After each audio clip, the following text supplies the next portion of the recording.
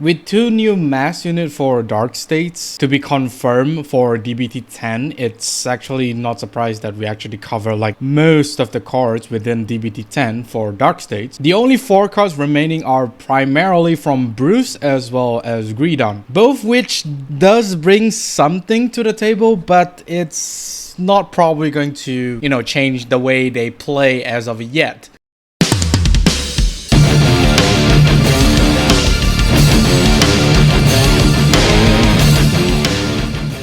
This video is sponsored by Phoenix Pharos cards. If you need supplies of singles or splits for Cardfight Vanguard, especially the ones in the video, do check out Phoenix Pharos cards today, and as a bonus, use the promo code METANERD to get an amazing 5% discount. And with that being said, let's get on with the video. Greetings YouTube, welcome back to the METANERD channel. I'm Marcus, bringing you another video for Cardfight Vanguard Willdress. In this video, we'll be wrapping up the Dark States major support for DBT10. And as mentioned before, there's only like 4 cards left for this set. In this video, we'll be primarily covering Guhtaran as well as Bruce, 2 cards for each of those right lines, which does bring something to the table. Let's take a look. First off, let's start with Desire Devil Guhtaran. Although when this unit is put from rearguard circle into your soul by the ability of your Vanguard with Guhtaran in its card name, choose one of your Vanguard and you may have it gets 15k power until the end of turn. If you do, that unit gets drive -1 until the end of turn. So this is kind of a weird unit. Not only does it only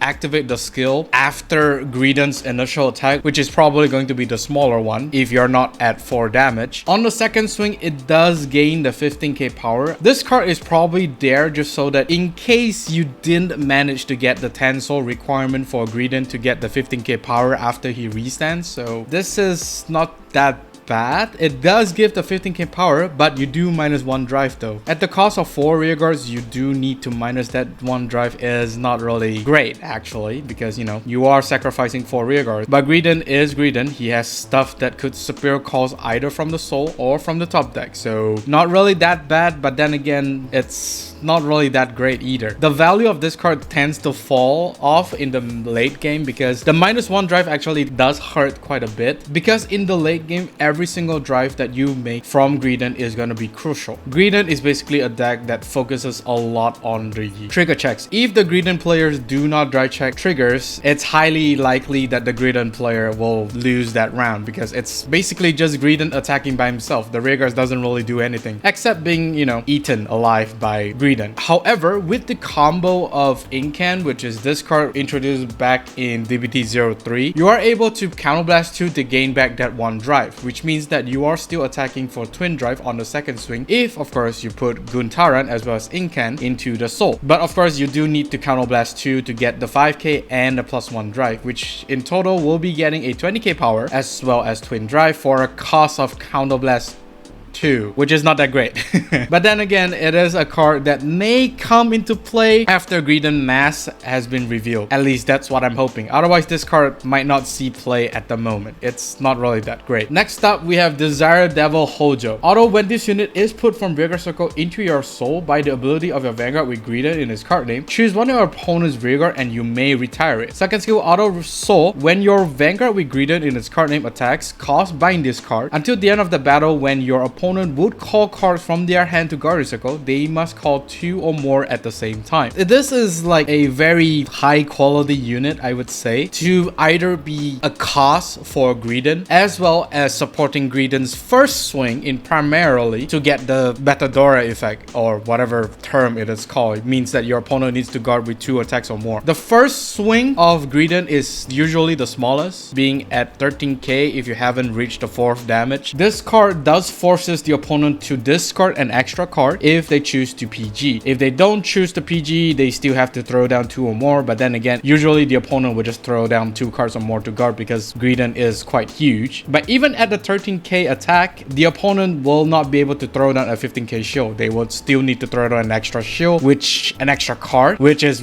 quite nice to basically give more value in terms of Guhtaran's first attack. The board snipe is kind of a bonus. It's not something that you really want want to rely on, just think of that board snipe skill as a bonus. You are able to snipe something from the board, which is always nice, but then again, due to the interaction as well as the timing of the skill, it's not really that great of a skill, to be honest, but who knows. Once again, Greed and Mass might just change this. So this card actually compensates the Grade 1 rideline. Both of these cards have the same skill, it's just that for the first attack that Greedon attacks, he does not get that Betadore effect. This card basically helps Greedon with that and allows all attacks for Greedon to basically have the Betadore effect, which is very nice. One more thing to keep in mind here is that this card needs to bind itself. So in terms of the soul count, it's not looking that great because you will need to have 10 or more souls for you to get the 15k power, but usually in the late game, once you reach 4 damage or more, it's usually negligible because you are gaining power like no tomorrow already, provided if you have 4 copies of the Grade 2 rideline, which I am thinking the Greed and Mass does not really care on the 10 soul count. That's just my speculations, but who knows, that one card might change everything. So that's all for Greed and support. It's only 2 cards. Majority of Greed and support will be at DBT11, which is understandable because right now we have all too many ridelines. Moving on to Bruce, we have a Grade 1 Diabolos girl, Heidi. Auto rigor circle, when this unit boosts, if you are in final rush, this unit gets 5k power until the end of turn. It's a little bit of a letdown judging from the fact that this is quite a beautiful art. Okay, maybe I'm a simp for, you know, Diabolos girls, but she is cute, no? This is a slightly better 13k boosters. She doesn't really have the once per turn, which means that this unit can go up to 18k in total. At this point in time, all of the Grade 1 that we have, Trish as well as Mabel, they are all 13k booster, and Steve as well is a 13k booster. So this is going to let your whole column hit slightly harder on the second swing. I mean, it's just an extra 5k, not really that negligible because, you know, due to the magic number that one whole column could do, it's actually very nice. It's basically a more offensive option than Trish, which is this card here. Both of these cards are 13k boosters. The only trade-off here is that Heidi is able to get that extra 5k, while Trish is basically more defensive by gaining the extra 5k shield. It's not really that great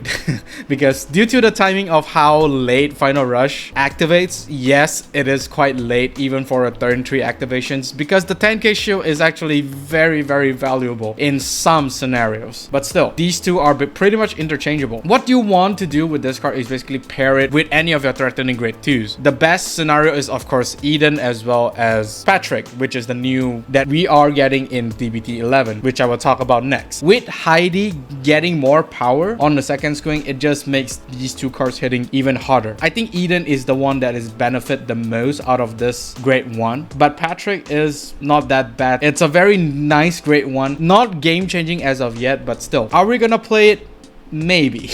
Just maybe. Next, Diabolos Heavy Launcher Patrick. Continuous, if you are in final burst, this unit gets 10k power active on opponent's turn 2. Second skill, Auto Rigor Circle. When this unit attacks a Vanguard, if you are in final rush, cost Soul Blast 1, choose one of your opponent's rear guard and move it to Guardian Circle. If you are in final burst, choose 2 cards instead of 1. In terms of power level, Patrick is actually on par with Jamil, being at 20k base if you're in final burst. So those 2 cards are basically on the same power level. One is not bigger than the other. I mean, Jamil is basically more towards utility as well as giving you a 10k interceptor. He's more of a defensive attacker than Patrick. Patrick is just really good. Being able to sort of, you know, pseudo retire something on your Grade 3 turn, because most definitely when you go to Grade 3 you will be in final rush, you are able to, you know, pick something off from the opponent's board and put it into the Guardian Circle. It's basically like a retire. Not only that, this skill actually bypass any intercept activation skills as well as, you know, some of the anti-retiring skills. For example, the husband for Eva, Obscudite, since those units are not able to be retired, this card could basically force them to intercept. Even if those 2 are meaty shields, you are basically benefiting for this one skill, because by having both Obscudite intercept this one attack, no matter how small he is actually really nice. It basically sort of dissects the opponent's board for your other attackers to attack hit, which is definitely very nice. It basically forces your opponent to either take the damage or the overguard, because for sure the opponent will be overguarding this card card because in a final burst turn alongside either a 13k booster, that whole column is gonna hit for 33k power. So even with a 10k already on the garden circle, the opponent has to throw down an extra 15k, which is trigger from the hand already. So it's not much, but then again, you are able to choose whatever is on the board to sort of move to the garden circle. This card might just be the strongest attacker that we have for now. So yeah, that's basically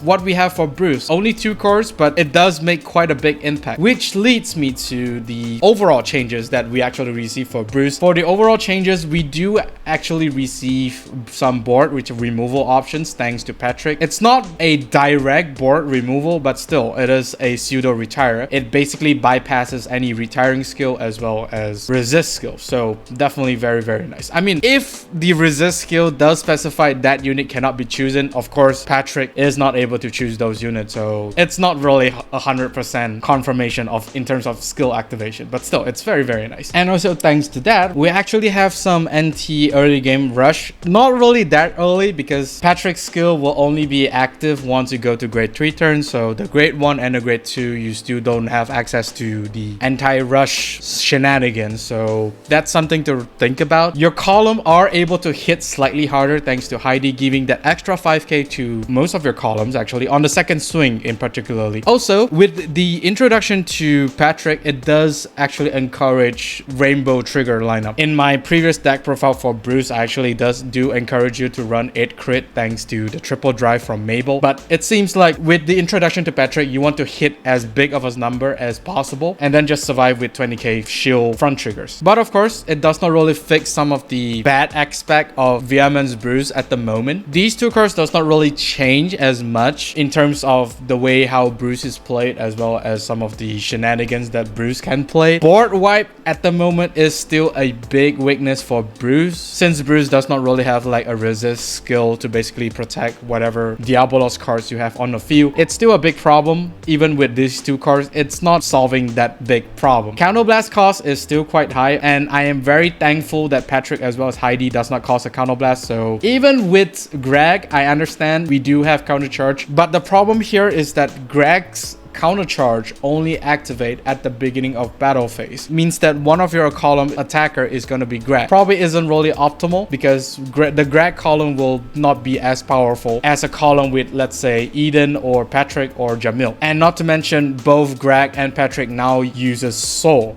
Means those 2 units will be competing for soul. So you will have to decide how to use your soul resources. Either you want to keep retiring the opponent or you want the counter charge. Both are equally important in terms of the meta nowadays. So that's basically the changes that I think of in terms of the introductions for Heidi as well as Patrick in DBT10. So do let me know down in the comment section on what do you think of these changes that Bruce have. And that is all for this video. Do let me know down in the comment section on what do you think of the remaining major support for DBT10. Do like and subscribe if you like this video, of course, during the bell notification icon so that you don't miss a video I upload. With that being said, I'll see you all on the field.